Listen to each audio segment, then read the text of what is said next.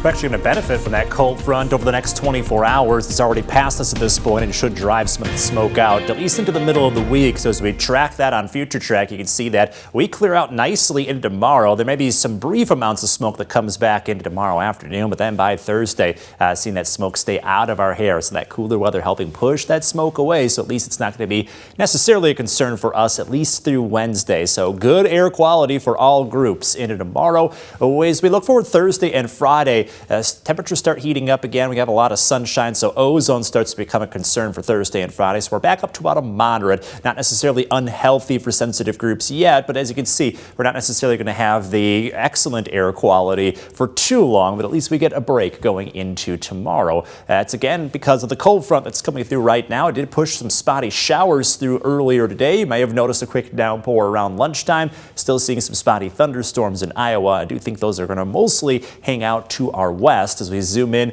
locally on radar, it's just a couple drizzly bits, and that is about it. Really not looking at much for rainfall over the rest of this evening. You can see on Future Track, most of us end up staying pretty dry. Any storms from Iowa may hug the Mississippi River through this evening and then should exit late this evening. So really a lot of us are going to stay high and dry throughout the remainder of today and then into tonight, looking at a lot of cloud cover with temperatures starting to cool off. Now, the rain from earlier today, it looked impressive for about a couple minutes, but then as you can see, the results, it was nice to have the rain, but really didn't do much for our very dry situation as we're getting close to drought territory. And this is a good signal of what drought can bring. Yes, we got some rain, but it's not enough to keep us out of that necessarily. So I'll continue to track that later this week as we really didn't pick up much for beneficial rainfall today.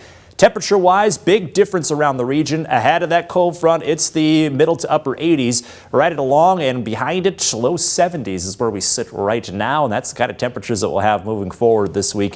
55 for the low tonight under a mainly cloudy sky, and then we see some sunshine back by tomorrow afternoon as temperatures hang out in the upper 70s. A few spots, as you can see, still getting your 80 degrees, so it's not like we're getting rid of that summer heat necessarily. We'll stay in the middle to upper 70s through Thursday, back to the low 80s for Friday and Saturday. Saturday may be another day that we have at least more widespread and beneficial rainfall, so something to keep an eye on as you make your weekend plans. Another brief cool down going into early next week before we rebound from there. In your most accurate 10-day forecast, conditions may be back up again close to 90 degrees by the middle of next week, so enjoy the cooler weather while we've got it, because that heat might be coming roaring back in by about next Thursday.